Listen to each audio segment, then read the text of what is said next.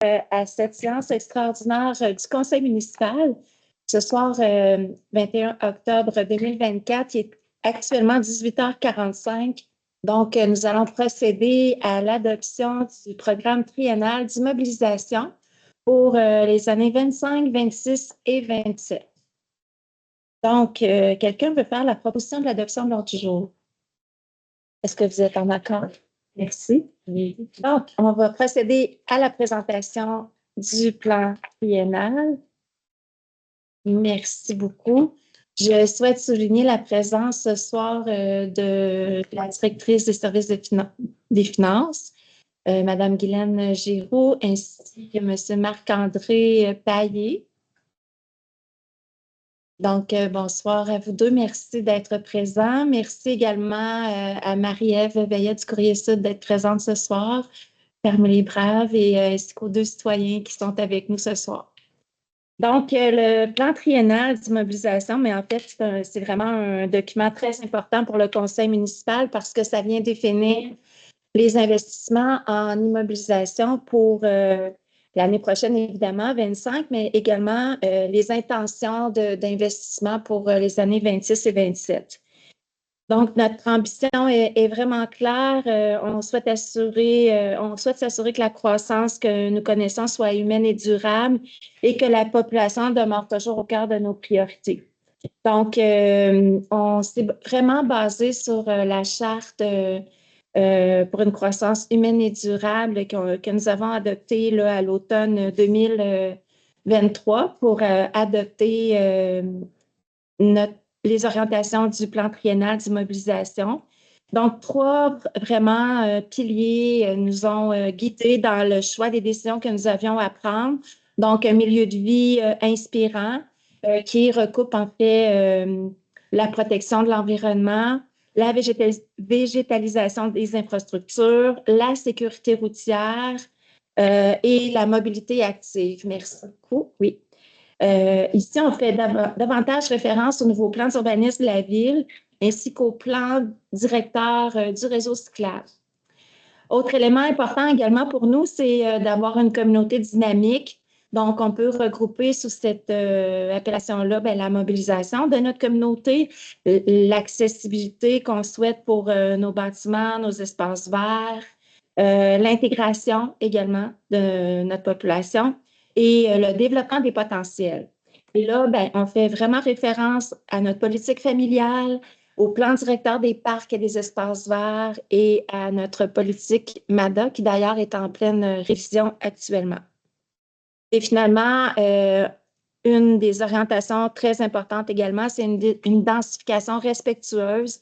Donc, s'assurer d'avoir vraiment une offre diversifiée en termes d'unités de logement, la valorisation aussi d'une mixité d'usage dans le développement du territoire et évidemment une cohabitation harmonieuse des bâtiments. Et dans la dernière année, on a complété les travaux de refonte de notre nouveau plan d'urbanisme qui a été adopté le printemps dernier. Et suite à ça, on a procédé à l'adoption des règlements d'urbanisme en concordance avec le nouveau plan. Les nouveaux règlements d'urbanisme devraient entrer en vigueur d'ici la fin de l'année. Donc, tout ça pour dire que le plan triennal d'immobilisation est vraiment en concordance avec les différents plans directeurs que nous adoptons et les politiques également que le conseil municipal adopte. Donc, trois orientations importantes qui se conjuguent dans les dépenses que nous allons vous présenter. La pérennité de nos infrastructures, la bonification de notre milieu de vie et le développement de notre territoire. Puis, quand on regroupe l'ensemble des dépenses, on peut se rendre compte que près de 62% des dépenses, en fait, sont vraiment liées au maintien et à l'amélioration de nos infrastructures et 38% à la préparation à la croissance de notre ville. Élément important également que nous souhaitons considérer, nos équipes travaillent, c'est de s'assurer aussi d'une diversification des revenus. Donc, dans le plan triennal qui est présenté ce soir, on voit 100% là, des dépenses qui sont liées à tous les investissements qu'on doit faire.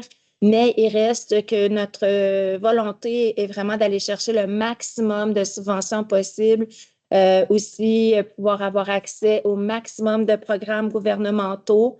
Et là, ben, selon les premiers estimés de nos équipes, il y aurait un potentiel de 7 millions de dollars là, qui pourraient être disponibles pour les différents investissements qu'on a à faire.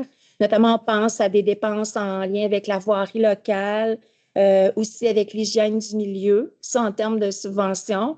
Sinon, lorsqu'on pense programmes gouvernementaux, on peut penser au verdissement de la ville, à la bonification de nos parcs, espaces verts, à nos sentiers, également à la réfection de certains bâtiments. Donc, il est clair pour nous, c'est une volonté de pouvoir aller chercher le maximum d'argent provenant de l'externe. Donc, voilà, si on procède maintenant à la présentation des investissements que nous allons faire pour 25, au niveau des travaux publics, pour la voirie, un montant de 4 255 000 est prévu. Pour 25, je ne ferai pas la lecture de 26-27, j'irai plutôt avec le total pour 26 et 27, mais je vais détailler 25. Donc, hygiène du milieu, un montant de 12 855 000. Développement domiciliaire, 3 180 000. Milieu de vie et verdissement, 1 500 000. Maintenant, du côté du développement durable pour les véhicules et équipements, un montant de 537 500. Pour les bâtiments, 3 529 500. Maintenant, pour la communauté, 1 488 650. Pour la stratégie communication et rayonnement, 27 000. Service incendie, 53 000. Gestion des talents, 170 000. Et finalement, technologie de l'information et ville intelligente, 435 200. Ce qui totalise en investissement en immobilisation pour 25, un montant de 28 30 850, comparativement aux intentions de 2026, un montant de 37 356 000 et pour 27, 30 3 500. Ce qui totalise un PTI pour les 3 années de 95 390 350. Si on y va de façon un petit peu plus détaillée maintenant pour chacun des items là, que je viens de vous identifier, on a identifié des points plus forts ou importants ou qu'on souhaitait mettre à l'attention des citoyens. Donc, par rapport à la pérennité des infrastructures, lorsqu'on parle d'avoir des trajets plus sécuritaires, donc sur les voies publiques, ben, on parle de pavage rural et urbain pour une somme de 2,69 millions. Au niveau des ponceaux, 1,5 million, 0,5 millions. Pour les trottoirs, 200 000 sont prévus. Et pour la sécurité routière, 315 000 sont prévus pour l'installation de nouvelles gouttières. Maintenant, si on continue avec un réseau résilient, donc on est plus au niveau de l'eau potable et des eaux usées. Donc, on parle d'extension et de réfection de conduite pour un montant de 850 000, maintien travaux sur les réservoirs et surpresseurs de 710 000, stratégie en eau potable de 100 000 et entretien des étangs et des postes de pompage pour un montant de 270 000. Toujours dans la pérennité des infrastructures pour nos équipements et le bien-être.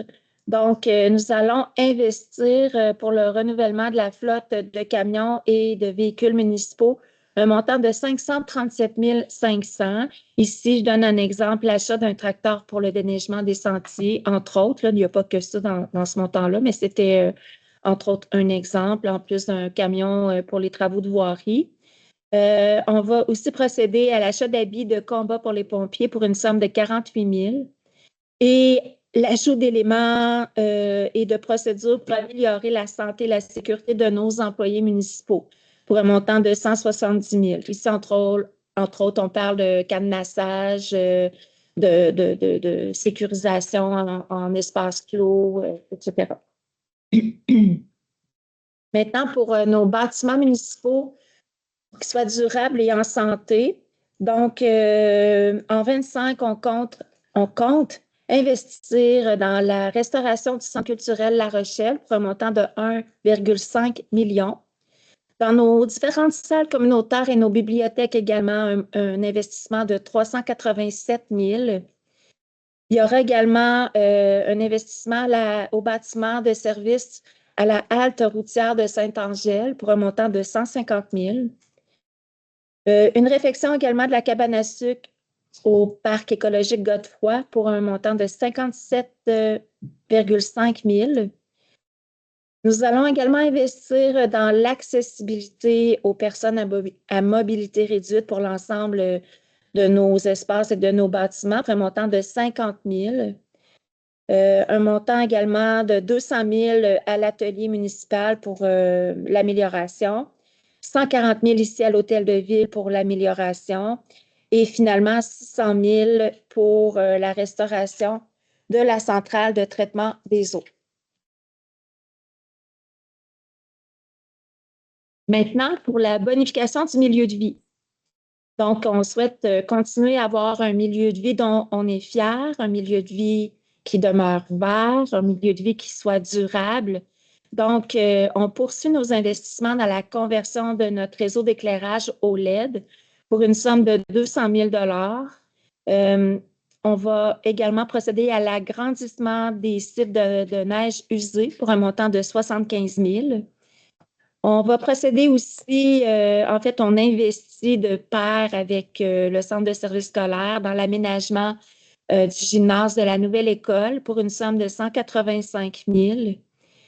On poursuit nos investissements également dans le lien cyclable intersecteur pour une somme de 1,2 million. Vraiment, je rappelle que c'est vraiment c'est lié complètement au plan directeur sur le réseau cyclable adopté par le conseil municipal.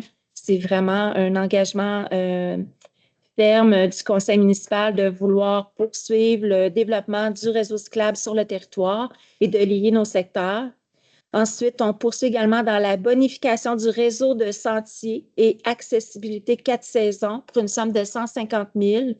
Ça aussi, c'est vraiment en lien avec notre plan directeur de parcs et espaces verts.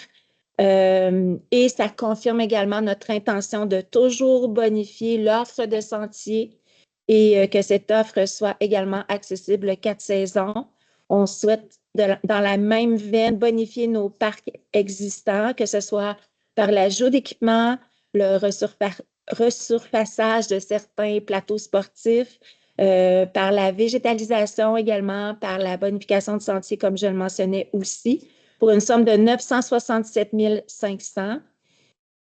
On investit également dans l'amélioration de l'accessibilité des parcs pour une somme de 100 000 et également dans l'aménagement des abords de route pour une somme de 100 000 également.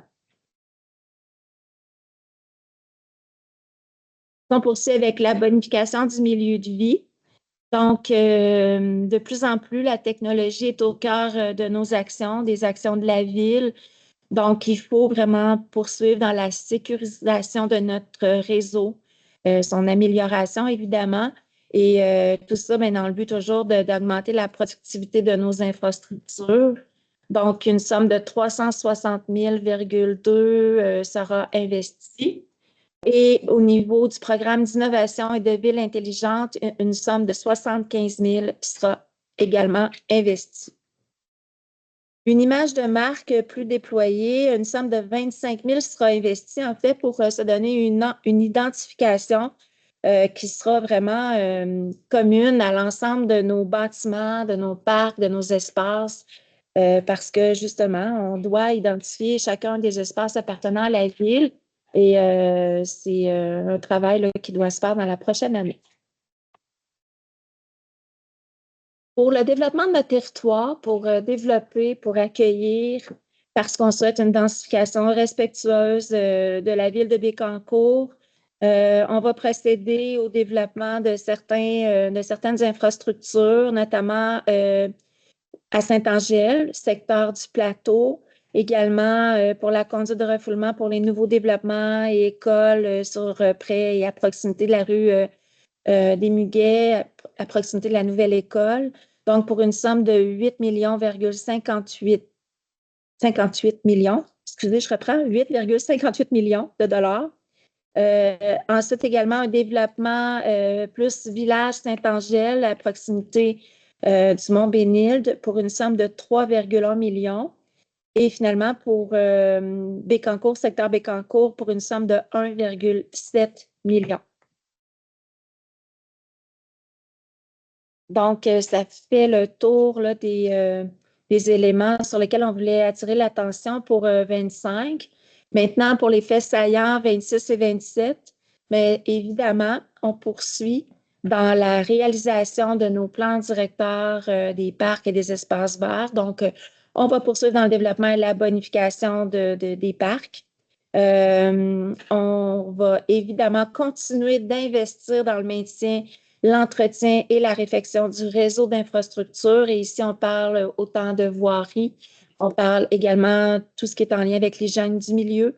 Donc, c'est des investissements qui doivent être maintenus année après année pour garder un réseau en santé. On va poursuivre dans le prolongement du réseau cyclable et finalement, aussi, on va procéder à l'ajout d'infrastructures pour les futurs développements domiciliaires, donc en lien avec la croissance humaine et durable de notre ville.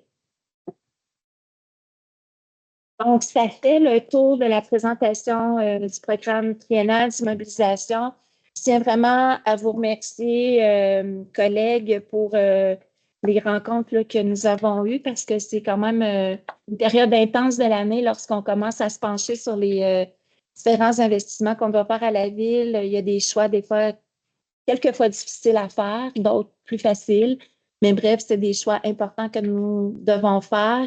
Et pour le faire, mais on a la chance d'être appuyé par une équipe municipale vraiment experte, compétente, qui nous ont aidés à faire des choix rigoureux et responsables. Donc, je tiens à remercier notre directeur général pour l'ensemble des travaux qui ont été effectués. Puis, évidemment, l'ensemble de l'équipe des services des finances, en commençant par sa directrice et par Marc-André, le trésorier, le directeur adjoint du service. Donc, un grand merci.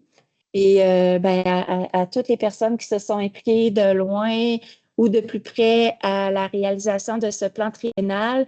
Tous les directeurs et directrices de services ont été sollicités. Merci, Madame la greffière aussi. Donc, vraiment, si vous êtes prêts, ben, on pourrait, j'accepterai une proposition pour l'adoption. Est-ce que vous êtes tous en accord avec le PTI? Merci. Donc, nous serions maintenant à la période de questions et je rappelle que la période de questions liée à l'adoption du PTI, mais doit être vraiment liée à une question du plan triennal d'immobilisation. Non, c'est strictement, c'est prévu par la loi. Donc, c'est lié au PTI.